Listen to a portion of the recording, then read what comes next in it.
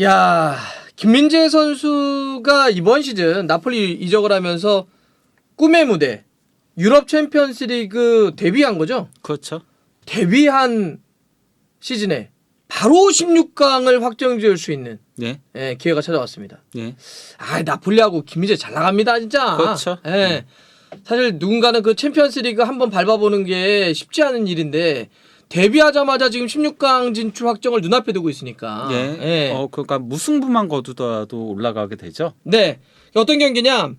다가오는 이제 목요일 새벽 1시 45분에 나폴리가 홈에서 네덜란드 명문 아약스와 이제 만나게 됩니다. 예. 근데 이 경기에서 이기거나 비기면 그러니까 이제 무승부 이상이죠. 예. 16강을 확정 짓게 됩니다. 예. 그러니까 뭐 일찌감치. 나폴리가 승점 10점이 되고 이제 아약스가 승점 4점이 되는데 이게 비기면 근데 승자승 먼저 보기 때문에 그렇기 때문에 무조건 올라가게 되죠. 16강은 최소 2위는 확정짓게 되는 거죠. 지금 이제 A조의 현재 순위를 말씀드리면 나폴리가 3전 전승으로 승점 9점 1위입니다. 예. 와, 3경기에서 13골과 2실점밖에 되지 않았어요. 예. 리버풀 4대1로 잡았고요. 레인저스 3대0으로 잡았고요. 지난주에 있었던 아약스 원정에서 6대1로 이번에 만날 아약스를 6골 넣으면서 원정에서 이미 깬 바가 있어요. 네. 그래서 지금 1위고 2위가 리버풀 2승 1패 그리고 3위가 아약스 1승 2패 레인저스가 3전 전패로 꼴찌입니다. 네. 그러니까 이제 말씀드렸던 것처럼 여기서 나폴리는 무승부만 거둬도 남은 2경기 상관없이 16강을 확정짓게 되는. 그러면 김민재 선수는 챔피언스리그에 데뷔하자마자 16강에 오르는 그런 이제 기록을 세우게 됩니다. 근데 나폴리 자체가 워낙 잘 나가요. 그렇죠. 지금 공식 경기 8연승인데 이게 기록이죠. 예, 그 구단 역대 최다 연승 신기록입니다. 클럽 레코드. 예. 지금 이탈리아 세리에 단독 1위. 예. 그리고 올 시즌 모든 대회 다 합쳐가지고 무패 행진. 진짜 대박인데.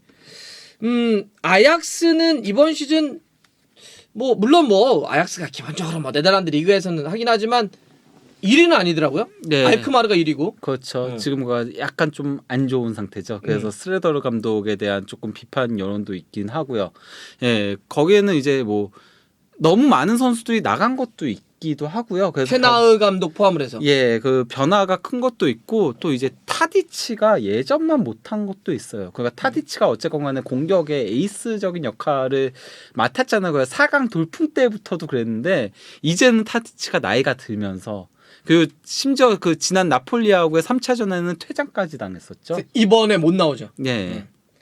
자, 그래서 이제 아약스가 테나흐 감독이 맨유 가면서 슈레더 감독 체제가 됐는데 선수도 많이 빠지고 타디치도 좀 폼이 떨어지다 보니까 지금 조금 주춤하다. 예. 챔피언스리그에서도 레인저스와의 첫 경기는 4대0으로 이겼는데 예. 리버풀에게 1대2로 졌고 나폴리와 경기가 충격적으로 홈에서 1대6으로 무너졌던 이제 아약스인데 이번 경기는 그래서 약간 변수가 있습니다. 예. 나폴리는 가장 큰 변수는 김민재 선수의 센터백 파트너인 나흐마니가 허벅지 근육 파열이 일어나서 못 뛰는 거죠. 네, 그렇죠.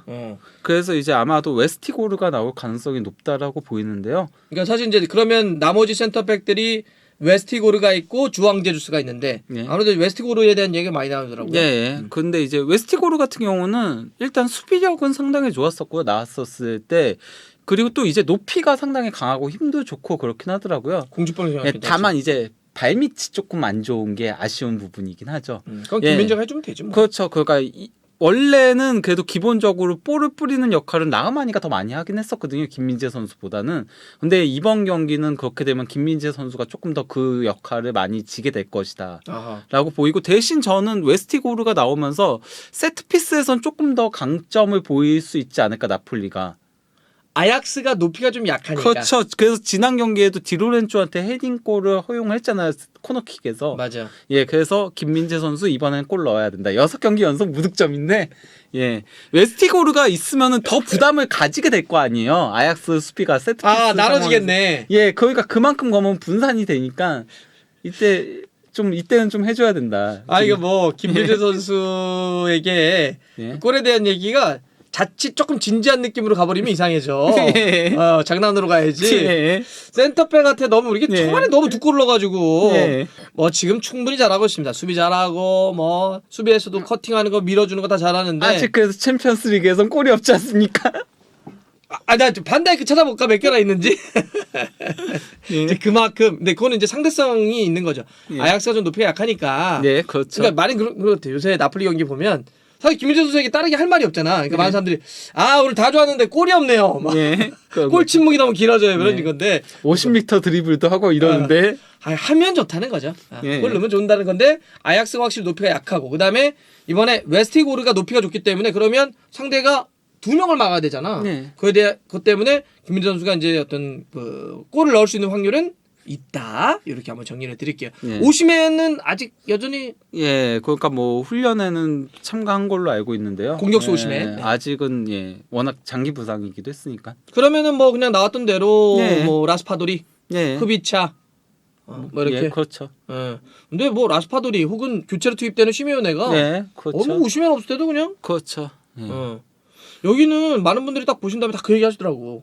야, 하여튼 뭐 유럽의 뭐 4대 리그, 뭐 5대 리그 다 합쳐가지고 공수 밸런스 참 좋다. 물론 맨시티처럼 정말 압도적인 팀도 있지만 공수 밸런적인 측면에서 공격도 잘하고 수비도 좋고 미드필더도 로보트카 중심의 뭐 안기사라든지 지엘린스키 같은 선수들도 좋고. 다만 이제 그런데 백업이 어쨌건 간에 좀 아쉬운 부분이 있으니까 그가 뭐 오른쪽 측면 공격이야 뭐 로사노나 폴리타노나 뭐 비슷비슷하다라고 할 수 있고 또 이제 왼쪽 측면 수비도 뭐 마리오 후이나 올리베라도 상당히 좋은 모습 예, 그러니까 그쪽은 괜찮은데 이제 미드필더라던가 뭐 그리고 이제 흡차 자리라던가 이런 데는 조금 문제가 생기면 예, 그렇기 때문에 부상 조심해야죠. 그래서 저는 이번에 일찌감치 16강 확정지는 게 좋다고 봐요. 예. 이거 끝나면 이제 볼로냐 예. 그리고 로마거든. 볼로냐는 사실 뭐 좀 떨어져 예. 있는데 그리고 로마도 디발라가 부상 그것도 장기 부상이에요. 4주에서 8주 정도 나온다라고 하더라고요. 근데 라흐마니도 사실 근육이 좀 안 좋기 때문에 예. 김민재 선수가 이 빡빡한 일정을 어쨌든 계속 약간 갈았을 수밖에 없거든요. 예.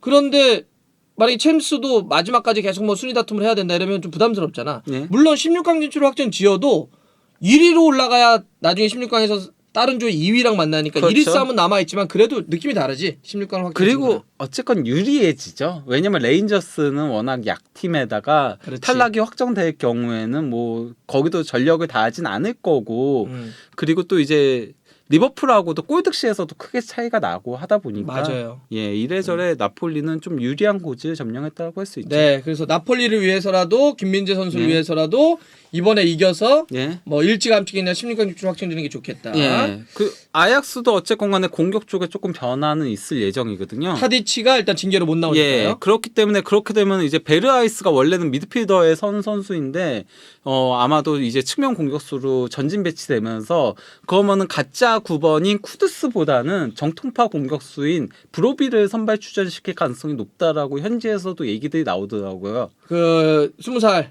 예. 원래 아약스 출신인데 라이프치 갔다가 다시 왔던. 예.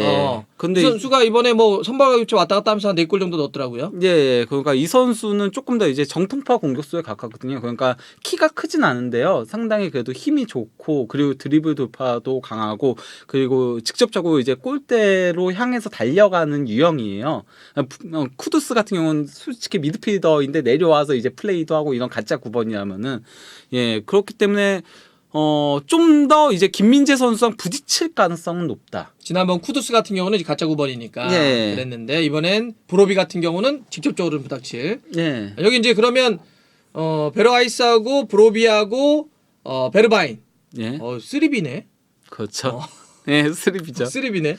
이 친구들은 어쨌든 좀 더 막 움직여주면서 많이 싸워주겠구나. 아마도 근데 어쨌건 간에 베르바인하고 브로비가 조금 더 톱적으로 움직이고 베르아이스는 조금 더 이제 측면으로 빠지면서 예, 미드필더 플레이들을 해줄 거고 예. 그리고 중원이 조금 더 이제 그러면 베르아이스가 올라가고 그릴리치가 나오게 된다면은 조금 더 중원은 단단해지긴 하겠죠. 공격 능력은 조금 떨어지더라도 예. 아약스가 나폴리 원정이라고 예를 들어서 뭐 전술적인 어떤 대단한 변화를 줄 가능성이 있을까요? 예를 들어서 뭐 완전 수비로 내려가 버린다. 아니요, 그러진 않을 겁니다. 그러겠지? 예, 그리고 그럴 상황도 아니고요. 그렇지. 이제 3위이기 때문에요. 그러네. 예, 승점 3점이 필요해요. 아약스도. 어차피 그리고 지금 이 A조에서는 레인저스는 깔고 간다. 예, 그래서 그렇죠. 어차피 안 돼도 유로파리그 3위는 예. 간다는 생각은 있을 것 예. 같아. 그러면 용감하게 한번 싸우겠지 아약스. 예, 그렇죠. 분명히 그러니까 그 나폴리전은 이겨야지 그나마 16강을 노릴 수 있는 거거든요. 아약스 입장에서도. 예, 안 그러면은 리버풀하고 승점 차가 벌어지게 되기 때문에. 예. 하긴 뭐 지금 아약스가 리버풀을 넘는 건 쉽진 않지만 그렇죠. 예, 경우의 수를 그렇게 볼 것이다. 예. 그래서 아약스도 공격적으로 정상적으로 싸울 것이다. 네. 자 좋습니다. 이 경기 어떻게 될까요? 이 경기 뭐 저는 나폴리 승리. 어느 정도로?